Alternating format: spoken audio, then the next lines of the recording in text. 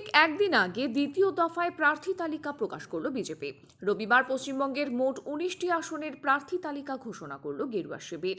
সেই তালিকা অনুসারে জলপাইগুড়ি লোকসভা কেন্দ্রে প্রত্যাশা মতোই এবারও বিজেপির প্রার্থী হচ্ছেন গতবারের জয়ী ডক্টর জয়ন্ত রায়।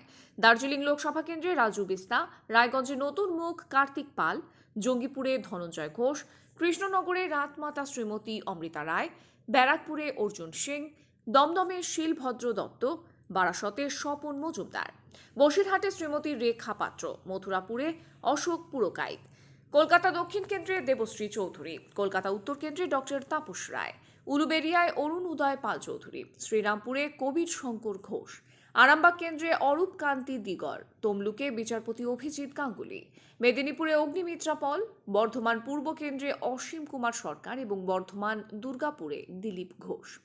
উল্লেখ্য, প্রথম দফায় গেরুয়া শিবির পশ্চিমবঙ্গের মোট 20টি আসনে প্রার্থী তালিকা প্রকাশ করেছিল।